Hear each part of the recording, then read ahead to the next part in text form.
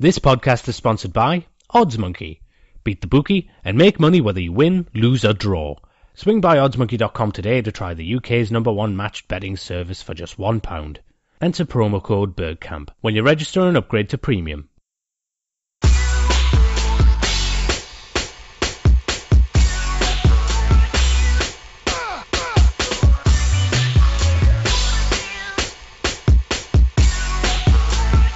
Hello and welcome to another bite-sized Gooner Ramble podcast. I'm your host Giles, and joining me this evening we've got two special guests. First special guest, you might know him as Damola3. He writes for EIF Soccer. He can be found on Twitter. Yep.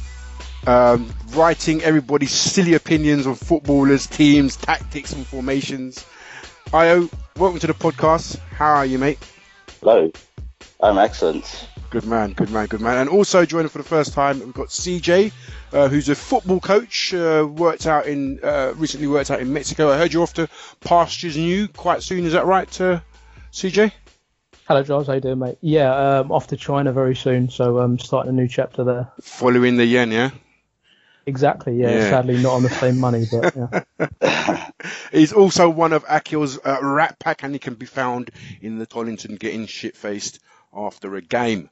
Right, so both of you have obviously been watching the pre-season games, the tours, players coming back and whatnot. I want to quickly come to you first. Just give me a quick summation of what you found so far in terms of where the squad is, in terms of fitness, players that you've seen that you like, and others that you're not so sure about. What's your situation? What's your summation? Well, starting from keepers, Petr Cech looks very sharp in pre-season, especially against Bayern Munich. I didn't really look into those games, especially as, you know, they had the food poisoning problem in the squad. Sead Kolasinac, after the food poisoning, he was very good at the Emirates Cup. I mean, I like him as a player, but I didn't think his profile fits us amazingly well, given that he's a defensive fullback. But he's a sort of player that we haven't had for a long while, the sort of fullback that you'd fear playing against. He's very physical. He's aggressive. If you watch him for Schalke, you know he's that sort of player. And at centre back, you know, we're very short. I don't worry as much as some other fans do. We've still got Monreal, Mertesacker, Rob Holding, even Callum Chambers is still there. He played 2 days ago. He wasn't seen yesterday. Some were hinting at a rumoured move, but I think we've got enough centre back to start the season against Leicester City. In terms of midfield, I'm not totally sold on Joe Willock. I don't think he'll make it. I've heard that actually. Apparently, he was brought on a tour because his brother left because he thought we wouldn't give him regular football, and maybe it was out of spite, and possibly there were other youth players more deserving. And then, like I said, he doesn't look as amazing on the pre-season tour so far. I mean, he more or less is a goal poacher, so what we create will matter a lot. But we've looked good in spells going forward in the pre-season. But I have a feeling we definitely revert to the 4-3-1, I think. All right, okay. So you think come Leicester, we're going to we'll revert back to type, so to speak? No, I think we'll play through at the back versus Leicester. We've got enough players. Monreal, Mertesacker and Holding will probably form the back three, that's exactly what I'm playing in the cup final. Mm-hmm, yeah, it's perfectly fine. I like Monreal a lot of left centre back. He's suited to it. He's suited to it very well. He's a fullback. He knows how to defend wide areas, which is very important when you're playing as a wide centre back. Indeed. Because basically, sometimes you have one fullback better than the other on one side, and you need the wide centre backs to cover the wing backs. So you need to defend wide areas, which is why Mertesacker is better suited to the centre. Yeah, you did say that you think that we'll see 4-2-3-1 this season as well. Yeah, I think that's why Arsene Wenger wants to sign Thomas Lemar, Riyad Mahrez, rumours of a bid for James Rodriguez early in the transfer window. What does having Coleman? They're all left-footed. They play inside, of course. So I think that Arsene Wenger's he's hinted towards, he's even said, I think a few days ago, if not a week ago, he'll be playing 4-2-1 as well. So we'll switch between the systems. Of course. And having a left-footed player, I mean, it may allow Ozil to play, come on the pitch. Ozil plays number 10. You switch to a 4-2-3-1. So I think we'll be quite flexible in all honesty. Okay, and CJ, over to you. I mean, what have you made so far? I mean, looking through your critical eyes, what have you made from what you've seen so far? It's been a really interesting pre-season, and I'm not sure exactly what we can glean from it, just because of the players we've had available. Obviously, we've had players who've given a little bit of extra time to get their fitness back, a little bit longer holidays with Mustafi and Sanchez not being there, Bellerin. There's been some youngsters who've shone at times and have had a chance, but then we've had some players played out of position. You've seen Maitland-Niles be kind of thrown about in every single position possible to give him some game time, which I thought was a little bit unfair on him, and he's had to learn a little bit the hard way on that one. And then we've seen El Nani come in as a central defender and play in that position, which there was obviously a lot of talk about, but then Wenger seems to have suggested today that that's the last we'll see of that. So not to be worried about it. So it's been an interesting one. I think the first few games in Australia, all about fitness, and I don't think we can take too much from those ones. I think from the Emirates Cup, maybe we can start to get a feel of how the team's going to be set up, certainly for the Community Shield. And there's some players who shone there. Chamberlain today I thought was fantastic, really direct on that wing back role, and showed quite a lot. And then I think Xhaka also stood out quite a lot in those games as a real kind of tempo dictator and a real pass master in there, and gave us a lot of good outlet from his passing in there. So it's been an interesting one, but it's been a little bit of mishmash at times with players playing positions we probably won't see him playing again, and just getting enough minutes under their belt. I think you made a good point. I mean, for me, I also think it's really hard. I mean, I know I asked you guys a question, but a lot of you look on Twitter and a lot of people already seem to be drawing conclusions from what they've seen. And like you guys said, I mean, it's really difficult to sort of really get a feel for what's going on, apart from the fact that it's 3-4-2-1. That we're probably going to start with. I mean, like you said, seeing an Nani at centre back. I know some people were like, "Oh, maybe this is going back to 2014 when Wenger played Monreal at left centre back, and now blah blah blah." I just couldn't see it. I think it was a case of he wants to rotate the players he had available.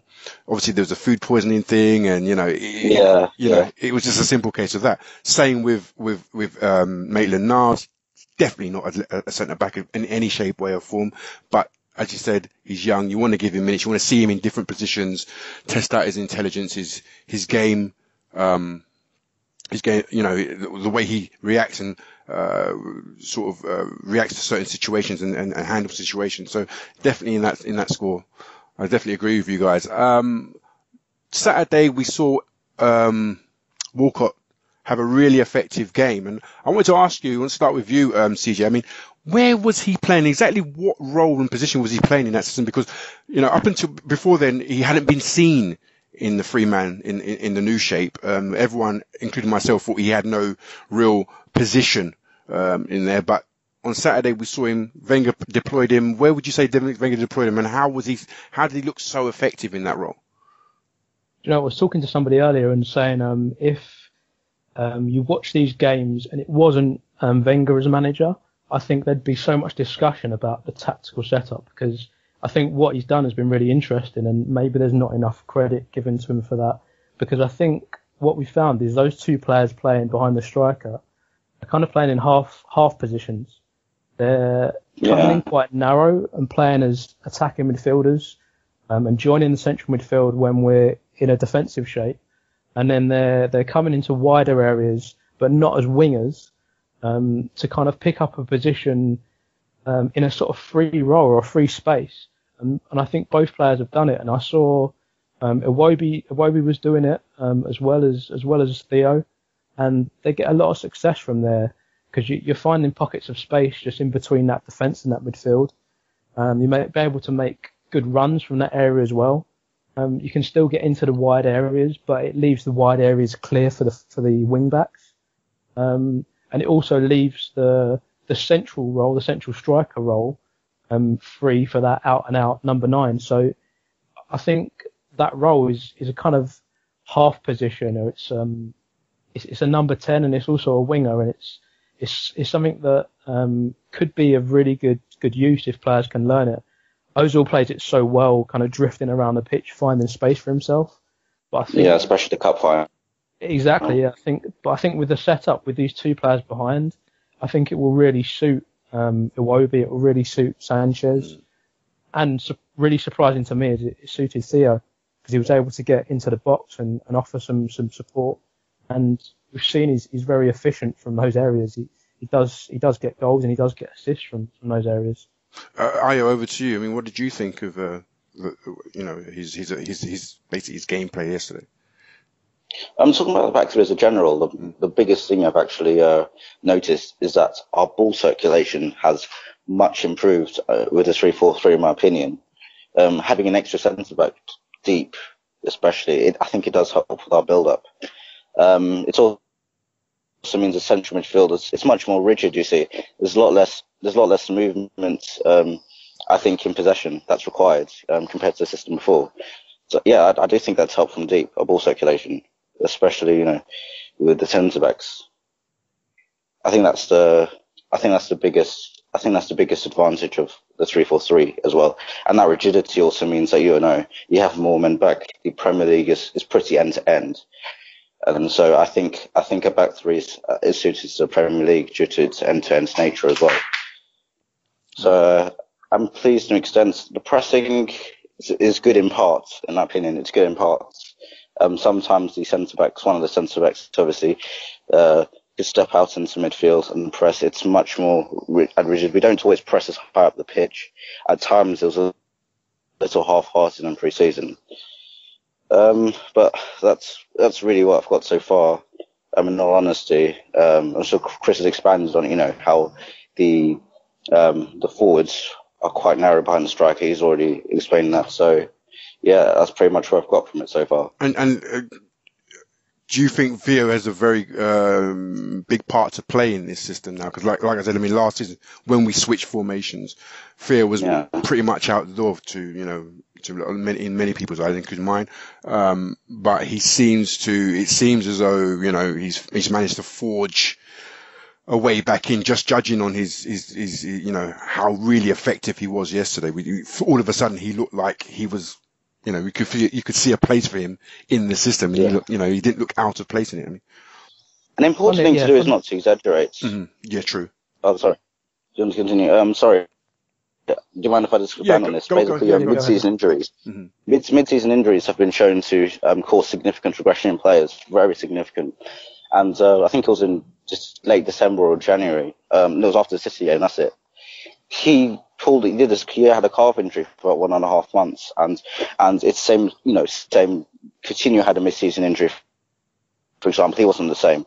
I'm just pointing out that mid-season injuries, statistically, they cause a very large regression in players, and so they may not be the same until the new season. So that could have a part, to have the perceived. It's perceived that he isn't suited to the 3-4-3, but I think that perhaps might have been exaggerated because of his mid-season injury. Okay. Do you agree with that, CJ? I was just going to say, I don't see Theo playing that many games this season anyway. I think he's efficient, and I think he does. I think he did do well to get those 2 goals. But I think if you look at the players who are going to be challenging him in that area of the pitch, Ozil and Sanchez, as long as they're still here, are going to be first choice. I think Welbeck is probably more suited to that role than Theo is. And then I even think Iwobi can find a position there as well. So it's a difficult one for him, because I think he's fighting with 2 guaranteed starters, and then for that maybe a substitute position to try and come on and do something in that area.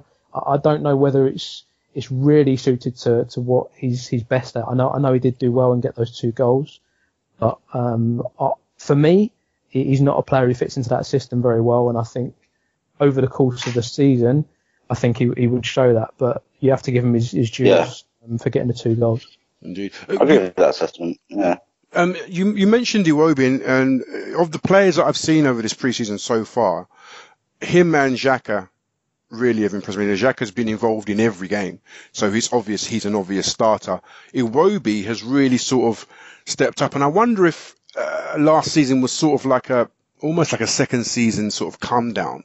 And maybe this season he feels a bit more part of the squad. He feels like he's meant to be there, sort of thing. And maybe we might see him draw from that confidence. I mean, the goal he scored. I mean, even in China when he scored the equaliser against, was it Bayern Munich late in the game? I mean, he came on and he forced the play and whatnot. And I just wonder if we might now see a different Iwobi, a more mature, a bit more confident Iwobi, an Iwobi that feels like he's part of the team. Because last season, what I saw, especially in his down periods, was he didn't know where he was meant to be, especially off the ball. I noticed there was quite a few times where Nacho Monreal would be like remonstrating with him, like, telling him where he should be and blah, blah, blah. And same with Ozil and whatnot. And he obviously had the dip in performance. And I just wondered if it was that, when you're young, you have lots of peaks and troughs, and I wonder if that was one of the troughs, and maybe he might be coming up again. What do you think, Io?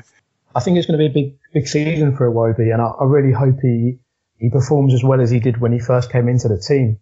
I think when he first came in, he was given a lot of freedom by the boss, who sort of said to him, "Go out and play and find your feet and be creative and positive and try and do the right things." And then I think maybe after a while, tried to give him a little bit more of a tactical awareness and tried to get him to do his defensive responsibilities. And he struggled a little bit. He looked a little bit out of place. He looked a little bit lost. I think that the pressure of the situation maybe got to him a bit, so I think his form dropped there and he came out the side. But I think from his Instagram and his holiday pictures, he looks very, very confident. Like a player who's going to be ready for the start of the season. I think he'll build on the understanding. What about you, AJ? AJ, Io? What would you reckon? Yeah, I actually think that last season and the follow-up from last season, I think he played for the under 23 squad later in the season. Actually, he was in form with the first half of the season. I think he was harmed firstly by not only the change in the system, but a change in the dynamic when Alexis Sanchez wasn't playing up top and he played Giroud more later in the season, and then you had Walcott on the right hand side, and I think that team had a lot more balance to it. The balance was very good at that period in the season before we played Everton away. I mean that was his peak during the season, and it all went downhill after that along with the rest of our form. So I think that team, it was affected by what happened with the team at the end of the season. Of course, during the system, he'll probably be back up to Alexis Sanchez. He'll be in and around the first team. He'll get a lot of minutes, especially in Europa League and the cups. So yeah, I do like the way he manages to. He manages in the final when he's in the final third. He manages to get the ball into dangerous areas within the penalty box, within the penalty area, which is very important when you progress and play there. He does it very well. Do you think he also possesses a certain set of skills in such as he can carry the ball from back to front, sort of thing? There's not really many that in the squad that can do that apart from Alexis and obviously Oxlade-Chamberlain, but with Iwobi, he really does. He's the ball carrying sort of attacking midfielder. He engages people. He commits people one on one. He's almost like, I think somebody said he's reminiscent of Alex Hleb, in that he really knows. He really has an eye for a pass. The way he plays is very. Makes me think of Adam Lallana a little bit. He makes me think of Adam Lallana actually. But I don't think he's not very. I don't think he's physically based. He's physically robust, but I don't think he isn't particularly pace based or anything, or based on his physique. I mean, he doesn't have to use his body well, very much. He knows. I'd say that when he's dribbling with the ball, I think his general awareness in the final third is very good, very good. Indeed. Back to you, CJ. Io just mentioned about the Europa League, and I just wondered, do you, from what you saw of the kids that came on tour and played all the games and whatnot, who really sort of stood out for you? Who do you think is going to make that Europa League? And again, the squad makeup for the Europa League. A lot of people think that we're just going to play the youth players and so on and so forth. And I'm not too sure about that. I think the squad is quite big. I think it'll be a mix of a few outstanding youth players and a lot of the fringe players that don't get games in the Premier League. I don't think it will be as young as people seem to think it will be. I counted the squad depth not long ago. So sorry about this. And I think we had 7, 8, 9 players that can play in almost each position if you exclude fullbacks and goalkeepers. So we have got a massive squad. Sorry, continue, Chris. I think it will still be a really strong squad, and there will have to be a balance with the experienced players and bringing in some youth players as well. But I think we'll still see a lot of minutes from players who are just on the fringes of the squad, and they'll get a chance to impress in those Europa League games. I think it's going to be a big opportunity for the likes of Iwobi and Theo maybe, who are not in that starting 11 in the Premier League team, really to show their worth and to show whether they can do it on that level, maybe against a little bit of a lower opposition. But we'd like to see. I hope that Reiss Nelson gets a few minutes, certainly, because he's deserved it. So direct and so positive in the 1v1s. I think Wenger now sees him as one of those very close to the first team, so I think he'll get some minutes. And the same with Maitland-Niles. Hopefully he'll get some minutes as he's now been kind of promoted into the first team proper. Indeed. Do you agree with that, Io? Do you think it's really Nelson and obviously Niles continues his development? Nelson and Maitland-Niles. There was a quote by Wenger a couple of weeks ago. I think it was at the start of June, after he signed a contract. He said that Nelson and Maitland-Niles would join the first team. So those are the only ones you'd actually expect. I'm a big Reiss Nelson fan, actually. Burst onto the scene with the under-23 squad, last season, and the under-18 squad to put up amazing numbers. He is that star youth talent that we have. He's Emperor, because he's already very good at 18, and he's very good in the final third. And so I'll enjoy watching him, play, hopefully get some minutes in the Europa League, etc. But don't forget you have Iwobi and Walcott ahead of him, and then you have Walcott. We still haven't shifted Lucas Perez, we've got Welbeck. So we've got a lot of attacking options that can play there. I do. I didn't know much about Reiss Nelson, I have to admit. But you pick things up along the way on Twitter and social media, talking to friends in the pub that go to these under 23s and youth games. And this is the question I was going to ask you guys. I mean, is he, because Willock was known for years. I mean, we knew about his brother, but Chris Willock was a big talent, and there was a lot of weight, and there's a lot of wailing and gnashing of teeth when he decided to run his contract down and leave for Benfica. But now I'm hearing about this Reiss Nelson. I'm wondering, is he as big a talent? Because I know that apparently at the same age as Willock was, his numbers or his talent was miles better. He's outperforming Willock now. He's outperforming Willock's last season. His numbers are vastly superior to Willock's last season. Even though he came into under 23s really after Christmas, he was far outproducing Willock. He outshone Chris Willock. And Reiss Nelson is just that good. Willock's still a very, very big talent. Of course, Benfica signed him. He's 19 now.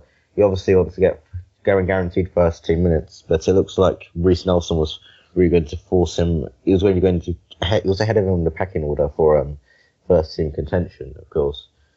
And so Willock's gone to Benfica. Willock, Reiss Nelson is the one that goes to the first team at 17.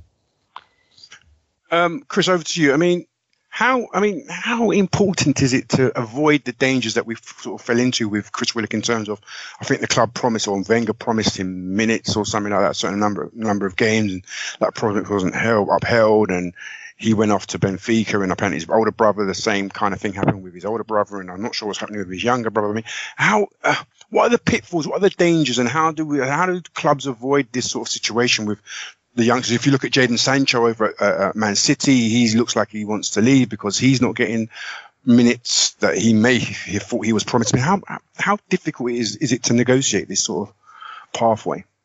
It's a real balancing act for all the parties involved, for the club and for the player. It's really difficult to find out exactly when's the right time to give them first team minutes, and how much time to give them. And we've seen that we've lost Hines and Willett to clubs who have really good youth systems as well. So these players are obviously really talented. They obviously are at that level, but I think the gap between the reserve team football and the Premier League football is just so big. It's the step is too big for players to master, and they're having to find a way to continue developing, but still to play some competitive football because they're not getting it at that youth team level. I think as we saw with Jadon Sancho today, some stuff come out about him. I know he rejected a big contract offer from Man City because he wants to play first team football, and he thinks he's good enough. So it's difficult. I think Reiss Nelson's been a really positive player in the pre-season, but physically I don't think he's ready yet. I think he'll have to wait and bide his time, and hopefully he's prepared to stick around and do that here, because if it's not here, it will be somewhere else and he'll get minutes. But it's a really difficult one. I hope he does get some minutes this year, but might still be too early. Remember, he's only 17 still. If he doesn't make the grade for 2 or 3 years, it's not going to be a bad thing. So he has time on his side. I hope he has good people around him.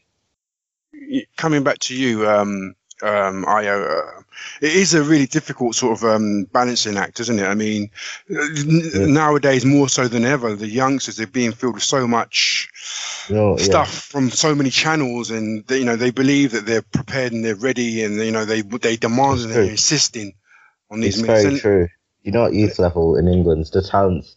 Anybody who's watching at youth level, look at all these tournaments England are winning.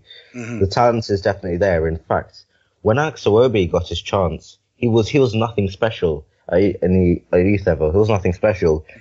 If it was because of a lack of injuries and a lack of form that he got his chance against Barcelona, and Arsene Wenger said, "Look, we want to try something different." If that hadn't have happened and we were playing in better form and players hadn't been dropped at that time, Iwobi wouldn't have his chance. He'd be probably playing maybe in the Championship, maybe in the Premier League, who knows. But he certainly wouldn't be playing in the first team for Arsenal. He would have been moved on. And, anybody who's watched this youth level knows Alex Iwobi wasn't a special talent. He wasn't. There's a lot of talent there, not just at Arsenal, like lots of other football clubs. The problem is they don't get a chance in the first team. Clubs like to try out experienced players. I mean, look at someone like Willock. I mean, we've got players like Oxlade-Chamberlain, who doesn't even know his best position. We did the same thing with Theo. I'm a striker. Are you a striker? It took years. It took many years. We've got a load of squad. We've got lots of players, attackers who are 27 years old plus. Of course, the only way these players will get a chance if we stop hoarding talent. We need to trim the squad down. In fact. I don't think that we can, I think Reiss Nelson, really, anything after Reiss Nelson, I can't see anything forward getting a chance in the first team anytime soon, of course. So I think there's space that needs to be saved there. But, it's correct to say that it is a balancing act. And, Chris was right on that. Talking about player contracts and whatnot, obviously, Wenger's made a very interesting statement after the weekend's Emirates Cup game, and I'm sure you both heard about it. Do we take what he said with a dash of salt, or do you think he actually meant what he said? I mean, how did you read it, Chris? I'll come to you, Chris, first, and then over to Io. I think a mountain of salt would be the right phrase to take it with. It's a really strange quote. It's a really strange thing to say. I understood a little bit about the way that football's going, and the clubs don't want to pay these huge transfer fees, that actually we could see more players move on a free at the end of their contract. That makes a lot of sense. But to say it's kind of a master plan and it's an ideal situation that the best two players at the club are going to possibly leave on a free is a bit of a joke. So I think it was said a little bit tongue in cheek, and there was a little bit of a joke about Gibbs afterwards saying he had a one year left as well. So I don't think we can read too much into it. Over to you. I didn't even take the quote seriously. I just saw it on Twitter. I ignored every mention of the quote. It didn't really do anything for me, really. It didn't at all. I couldn't take it seriously whatsoever. I think he knows exactly what he's doing. Exactly. Yeah, exactly. Yeah. Speaking of there was also a question about Alexis, his illness, whether it was genuine or not. Apparently, it is genuine. You have been quite steadfast in your belief that Alexis is staying. I don't know if you believe that he's going to sign a new contract, but I know that you've There's a possibility to sign a new contract. There's definitely a possibility there. I hope he does mid-season. It may depend on how we do next season. But why do you so strongly believe that he is going to stay? Because there's no way, after what happens, there's no way that they're going to sell Alexis Sanchez. I mean, unless you get like a 100 million plus, there's no way they can sell it for. They've done everything they have to piss off the fans already. I mean, will they really take that extra step? I don't think so. I don't think so whatsoever. It'll be even more embarrassing. It's an economic decision as well. You need to make the Champions League next season, and you're losing out on £35 million. So, selling him for £50 million won't make any sense. For example, who knows with an absolutely absurd bid. Maybe if Barcelona decide to go back to him or something like that. But other than that, I can't really see him going anywhere else, really. Do you think he's agitating for a move? I mean, the actions, I think he's a good professional. Obviously, there's no doubt in my mind that he'd prefer to move. But I think he'll still give it his all for the last season. It's inevitable. Yeah. That's another question, actually. A lot of people, well, not a lot of people, some people have said he might tail off if he stays, he might tail off after Christmas just so that he can preserve himself, his health for the World Cup. Or do you believe that, or do you think he's a player that... do you think he's the sort of player that, he just wants, once he gets the ball, he sees the green grass, he wants to play? Yeah, obviously. Over the years, do you know how many injury scares he's had? I remember after that. Which away game was it? That was an away game in the Premier League where he did his hamstring. Norwich. Was it Norwich or... Norwich. Oh, yeah, that was the worst. That was one of the worst scares I've ever had. Yeah. Oh, we needed him at that stage of the season. Too many scares. I don't think anybody's going to believe that he's going to tail off or, not try. Especially after the last season. Towards the end of last season, I think it was really the moments where you'd most expect it to happen. But I just can't really see that happening, really.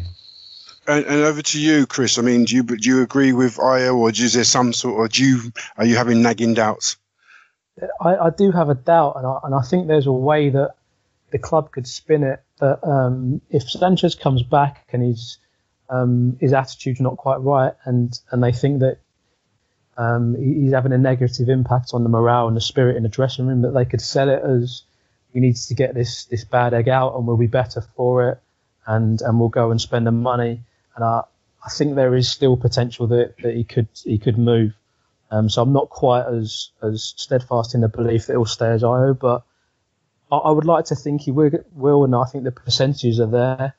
And I think if he knows that he's got the potential to go abroad from January and sign a pre-contract, or at least start talking to other clubs, then he'll be happy enough to get his head down and work. But there is a little doubt, I've got to say, that he could be gone.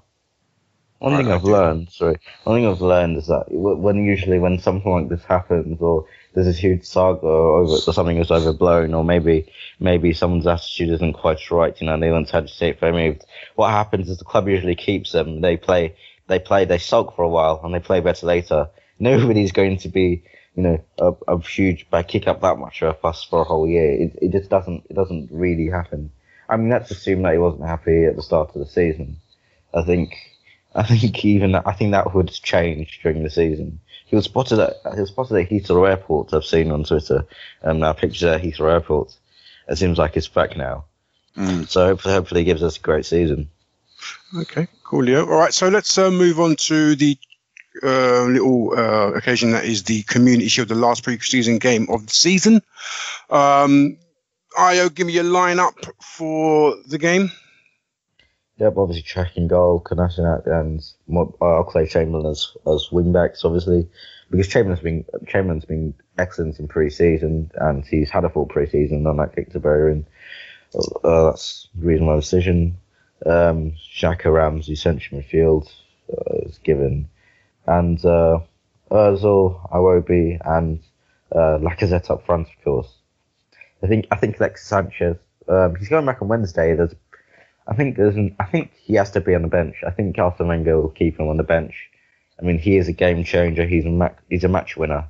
And even if you're not going to get a full, even if you sub him on, he could win you the Community Shield. So yeah. So who's your back three again? Monreal, Mertesacker, and Rob Holding. Okay, and over to you, CJ, Chris. I think I always pick the team that Wenger will pick. I think that's the lineup that we'll see. Personally, I'd make a couple of changes to that, and I'd like to see Welbeck start behind the striker instead of Iwobi. I think his defensive contribution is a little bit more. He'll be able to track the runs of some of the midfielders as well. So personally, I'd have him in there, and because I think Ramsey and Xhaka doesn't work, I think any central midfield would be. So you're saying in El Neni with Xhaka, is it, or? Neni and Xhaka, yeah. I think they should complement each other a little bit more, and it gives you a little bit more stability in that midfield, a little bit more of a defensive contribution in there. So to try and counteract, the players that Chelsea have, for me, I'd go El Neni and Xhaka, but I think the team that I picked is the team we'll see.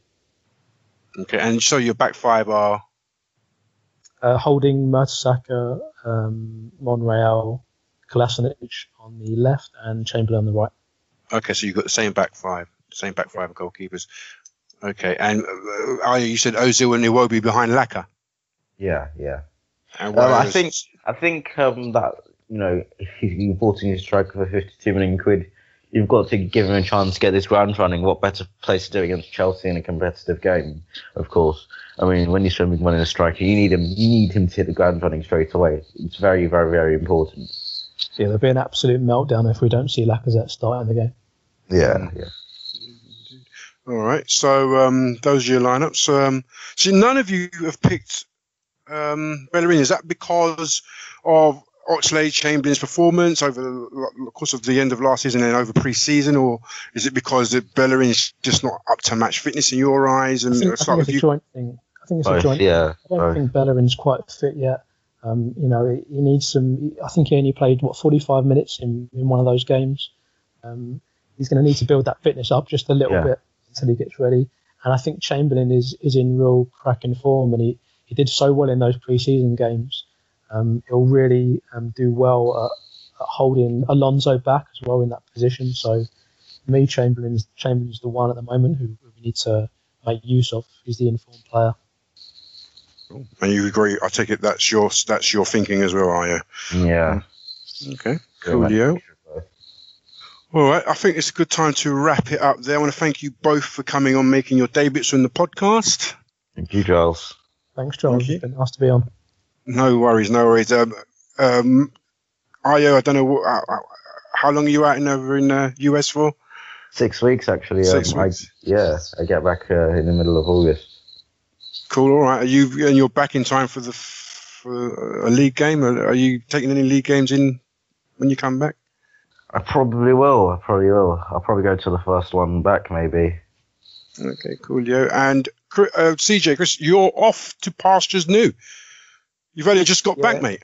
I know. I've only been back. I got back for the last couple of games of the season and saw the cup final, but it'll be another season away, sadly. But I'll be watching all the games and keeping in touch with everything. So we'll see how it goes, and I think it'll be a good season for us. Good stuff. All right. Okay, so that's been a Gooner Ramble podcast. I've been your host, Giles. Hope you've enjoyed. Catch us again. We review the Charity Shield, the Community Shield. Amanda's got a Rivals podcast. Watch out for that coming out soon as well. Catch us on all the platforms, YouTube, SoundCloud, iTunes, all the Androids. I've been your host, Giles. Thanks for listening. Up your Arsenal. This podcast is sponsored by Odds Monkey. Beat the bookie and make money whether you win, lose or draw. Swing by oddsmonkey.com today to try the UK's #1 matched betting service for just £1. Enter promo code BIRDCAMP when you register and upgrade to premium.